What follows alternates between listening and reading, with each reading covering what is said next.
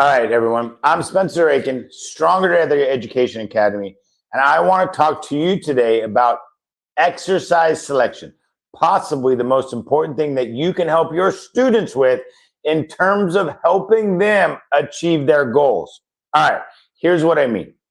We all know about reps, the amount of repetitions we do per set. We worry so much about, are we doing the right amount of reps? 5 reps, 8 reps, 10 reps, 12.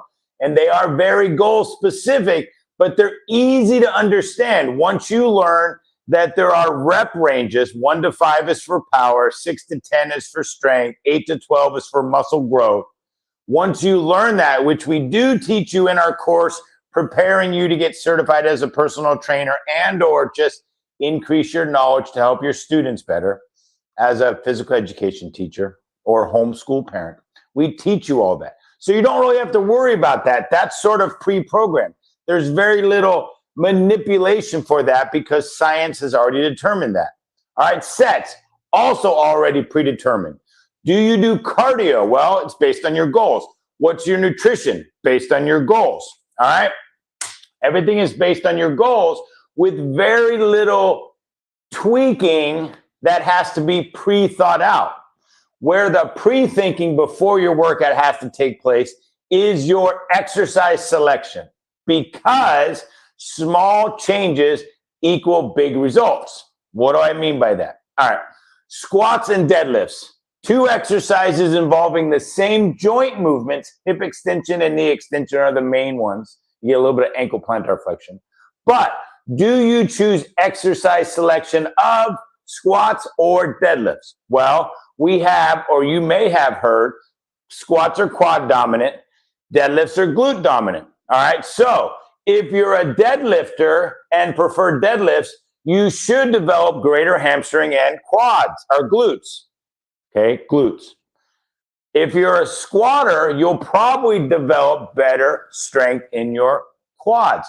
Are you an offensive lineman in football? It is better, potentially, to work your quads because it's more about leg drive, okay? If you're trying to develop your hamstrings, it's more about getting low and being low, which is more hip extension versus knee extension. So is your exercise more hip extension or is your exercise more knee extension? Those are important factors to understand, all right? Now, are you choosing lat pull downs for your back or are you choosing rows for your back? Both work your back muscles, your latissimus dorsi, but there's a different emphasis on either whether you're getting more rhomboid development, the middle of the back muscles, or more wider, the outside, the more lat dominant musculature, the dorsi, right? The latissimus dorsi, meaning wide back. All right? So you choose based around your need. Your joints need to be well balanced, which is why if you're doing knee extension, you do knee flexion, right? If you're doing elbow extension, you're doing elbow flexion. But your muscles will develop in a manner in which you stress them and or stimulate them. So you choose the exercises which are going to best help you accomplish those goals. Squats versus leg extensions. I want to be strong. Squats are going to help with your overall strength development more so than leg extensions. If you're doing single leg kickbacks with a cable, which is a very popular exercise where you simply just kick your leg back, you're getting glute and hamstring, but are you best developing them in a way that'll help build your glutes and hamstrings? There are other exercises which are more effective. So your exercise selection to achieve your goals, the adaptations you want, is very important. Bridges are a better exercise selection than your kickbacks.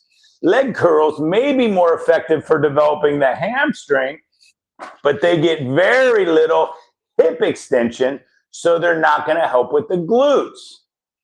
Kettlebell swings are very good for developing the glutes, but not necessarily great for developing the hamstrings because you don't get a whole lot of knee flexion extension coming up out of the squats. So, I mean, swings. Swings are more forward and backwards.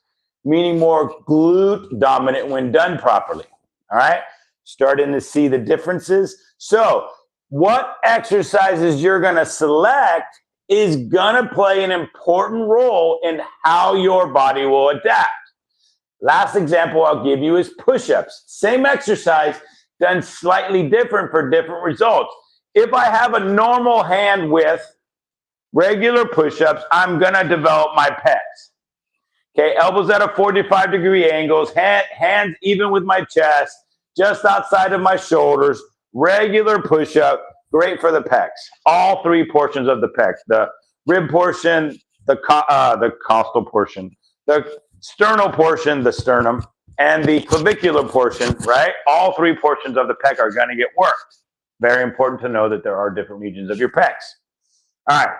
If I want to develop more triceps, I can still do a push-up, but I'll have my hands in close, same height, but close with my elbows tucked in.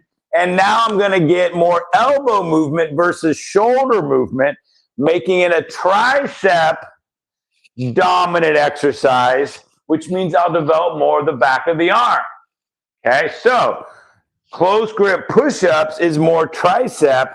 Normal or wide grip is more pec. Very important to understand because you can do both exercises and develop different areas.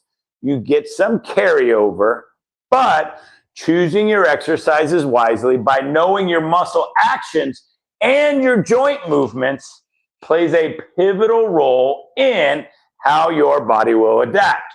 It is very important to understand. We tend to skip through or rush through writing a workout really quick. Oh, boom, boom, boom, boom, boom, boom, boom. And then we go and do it. But we worry so much about how much rest, how many reps. We need to worry about exercise selection equally, if not more so, because that's how your body will adapt. The stress that you present to it or the stimuli, remember overload principle? The stimuli I present will directly relate to the adaptation I achieve. All right? So think about this. Teach your students when they're writing their workouts, creating their program, decide and ponder, cognitively think about it. What am I trying to achieve? Based off of what I'm trying to achieve, I will then and therefore create the exercise program that chooses the exercises that best helps me get there. Remember, especially in PE, we have limited time, but we're trying to develop as best we can. Skills for life, lifetime fitness, developed over the course of their career in school, done in a short term because we have very little time in class, right? All right. All of this will be available to you if you sign up for our class at education.strongertogetheracademy.com/exam prep. We're going to help you understand all this knowledge. Why? Because creating lifetime fitness for your students means that you, as the teacher, need to understand the intricacies, the differences, the similarities, and the variables that are at play here in your exercise prescription, your workout program, your periodization, your programs over time. All right? Very important to understand. Everyone should learn these things. Even regular fitness enthusiasts should understand how to create better programs through better knowledge. All right? And that's what we offer. Other than that, that's all I have today. If you have any questions, please let us know. We directly answer your questions through our videos because we want you to have your questions answered because that's what's pertinent to you. We want to help you. All right? You guys go out, be awesome, be amazing. We're always here to help. I'm Spencer Aiken with the Stronger Together Education Academy. Thank you.